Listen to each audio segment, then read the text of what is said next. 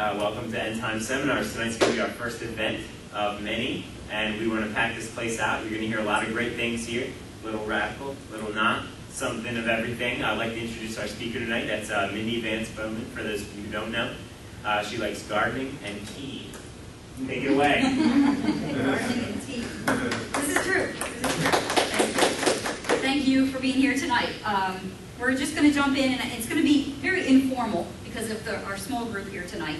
And I'm going to forego the microphones and just have a more intimate time. So we'll jump right in. What is End Time Seminars all about? We're going to be discussing current events in light of biblical prophecy in order to understand what time it is. And in 3 weeks, we're going to be introducing another speaker who is very, very up on prophecy. We're going to be talking about it somewhat tonight. We're going to talk about a variety of subjects tonight and a lot of philosophy and different world religions and things. It's going to be even more prophecy come 3 weeks from now. We are going to expand our worldview.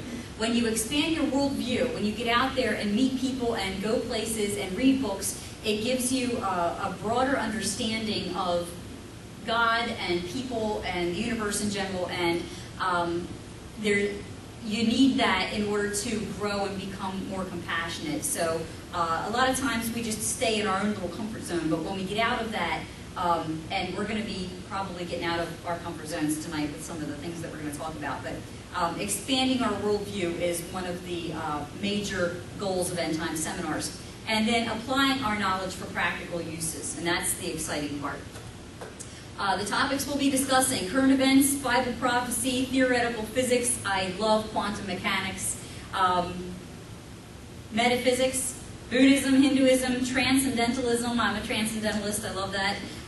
Wicca, Native American beliefs, ceremonial magic, Pennsylvania Dutch powwow. Did I spell that right? Yeah, I think so. Astrology, alchemy, hermetic philosophy. I am a hermetic philosopher. I love hermetic philosophy. New Age stuff we're going to talk about, Islam, Judaism, Christianity, all this stuff, because it expands our worldview, and we need to know these things. We need to know the grains of truth that are found in these other religions that makes people follow those religions.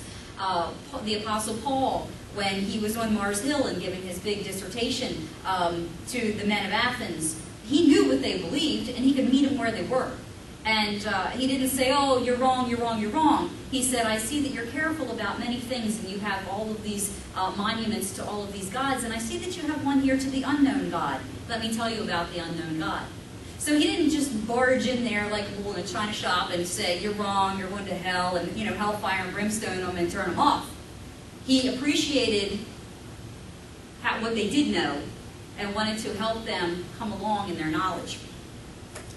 I'm a transcendentalist, I'm a hermetic philosopher, and I'm a Christian.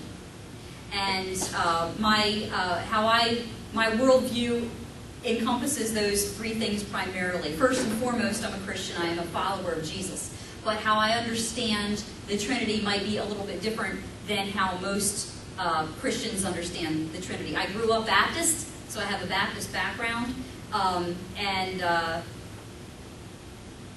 I think that I did not leave any of my Baptist doctrine behind, but I feel as though they put God in a box. So I was trying to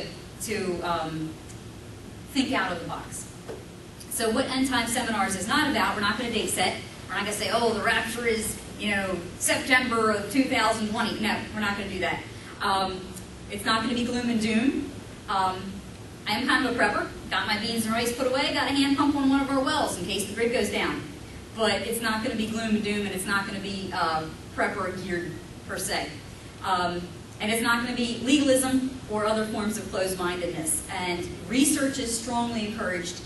Don't take anything I say as truth. Research it yourself and come to your own conclusion. You cannot read yourself fast. And that term I use a lot to encourage people to read and to gain knowledge and to see what's out there. I have a saying that is attributed to Buddha on the wall there. All that we are is a result of what we've thought And, you know, so there are these truths that other people believe, so we want to keep an open mind and hear what they have to say. And when I say you can't read yourself fast, that is, if you happen upon a book on witchcraft, and you're like, oh, what is this? This is a book on, you know, and you start thumbing through it, you start reading it, there was this old school of thought that said you could accidentally read a spell and get caught up in that and then have cursed yourself somehow. Well, you can't do that, because when you are casting a spell, so to speak, the intention has to be behind that. And thoughts are things, and thoughts are powerful. But if you're not intending to cast that spell, you're not going to accidentally cast that spell. All that to say, if you pick up a book on Buddhism, you're not going to turn Buddhist. If you pick up a book on Hinduism, you're not going to turn Hindu. You know, and you should read these things. When I was a kid, we were told to not even look at that stuff because they were afraid we would get like sucked into it. And that's totally wrong, because if you are firmly grounded in what you believe, you're not going to be pulled off track by these things. And you need to look at them so that when you come across someone that believes other than you do, you know where you stand and how to converse with them. So you can't read yourself fast. Tonight we're going to have an overview of 3 topics. The first, Bible prophecy in the news. We're going to talk about what's happening in Syria. We're going to talk about philosophy and expanding our worldview, and then we're going to talk about some practical applications that will be more applying in the up-and-coming seminars, but we need to kind of lay a foundation with that. So Bible prophecy in the news. Spotlight on Syria. There's a picture of Damascus. Damascus is a very large city. It's the capital of Syria, 1.7 million residents in the city, 2.6 million in the greater metropolitan area, and it is the oldest continuously inhabited city in the world. And that's very, very important when it comes to Bible prophecy. What does the Bible say about Syria? Does it say anything about the future of Syria? Does anybody know any prophecy about Syria? Isaiah 17:1, this is the Living Bible. This is God's message to Damascus, capital of Syria. Look, Damascus is gone. It's no longer a city, it's become a heap of ruins. Now, obviously, this hasn't happened yet. If Damascus is currently the oldest continuously inhabited city in the world, and if it will one day be a heap of ruins, hasn't happened yet, and it will be virtually uninhabited, then Isaiah 17:1 must still be in the future, right? Hasn't happened yet because it's been continuously inhabited. And the Bible says that it's going to be a heap of ruins. Is there anything going on there now that might lead us to believe that this prophecy is going to come true in the near future? What's happening in Syria? Slowly being destroyed. It is. There's a civil war going on in Syria right now. It's a really bad civil war. The Syrian government is really lashing out on its own people, and there's talk of them using biological weapons on the rebels and on their civilians to try to calm the civil war. Al-Qaeda urges rebels as Syria's civil war nears Israel's door, and that was in the Sydney Morning Herald. Of course, that's in Australia. We don't talk about that sort of thing because our news is the Kardashians. No. Right? Right? Isn't that awful? This is going on right now. There's a civil war raging in Syria. That's a terrible civil war. It's creeping close to Israel's borders. We don't know anything about it because we're too busy with our Hollywood news. So, Jerusalem Post article, the Israeli Defense Force complained to the United Nations over the presence of Syrian army tanks and armored personnel carriers in the ceasefire area on the Israeli-Syrian border. The Syrian army moved into the ceasefire area at Al-Qitra, however you say that, to recapture it from the rebel forces that seized it earlier in the day. This was last week, I think. The Syrian army moved to the border. Syrian Al-Qaeda rebels moved to the Golan Heights. Yikes. Which is the most sensitive of military positions, which Israel maintains. The Golan Heights, yeah, that's like, I mean, Israel has to make sure that the Golan Heights are safe because I mean, that's right there. I mean, that's a very strategic military place. So what's happening is the Syrian army and the Al-Qaeda rebels, which the United States supports the rebels. The Al-Qaeda, I think we invented Al-Qaeda. They're fighting, and they're both taking the opportunity to sneak closer and closer towards Israel. So that's a big problem. Hi, Chris. How you doing? Good.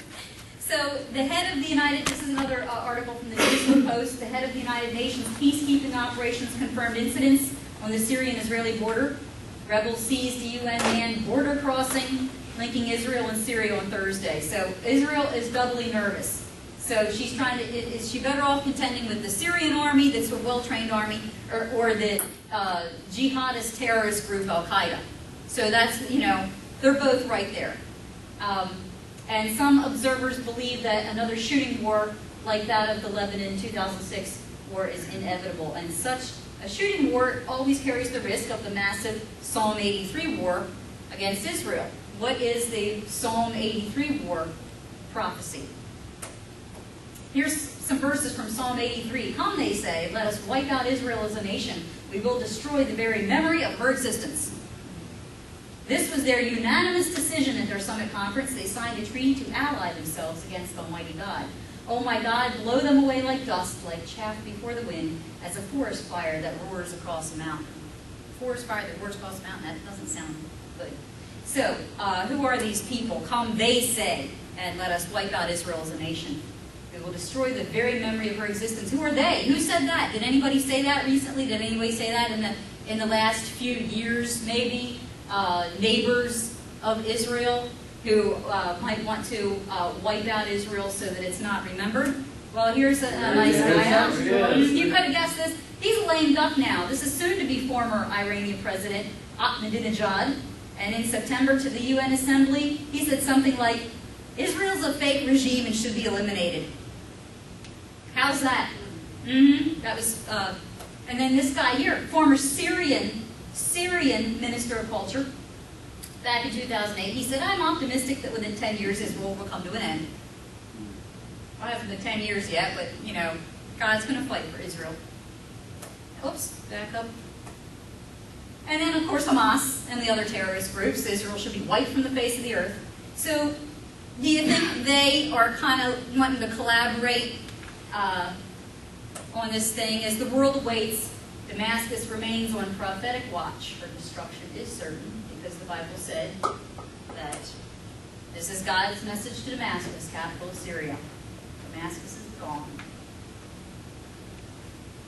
So, the oldest continuously inhabited city will one day be uninhabitable. And with all that's going on over there, we really need to watch that. And we might not be able to get that on our news channels because Kim Kardashian's having a baby. But if we look at other news sources, and that's the nice thing about the internet, you know, just get on YouTube and put in Syria Civil War. All these, the Syrians are posting it on YouTube. You know, we can see it because I mean, it's their lives and they're posting it. They, you know, so the alternative news is, I think, much more newsworthy than the news that we get. It's supposed to be news that's not, because all our shows are just news magazines and you can't believe half what they say and all of that. So that's, if we see the destruction of Damascus, we will have witnessed Bible prophecy before our eyes.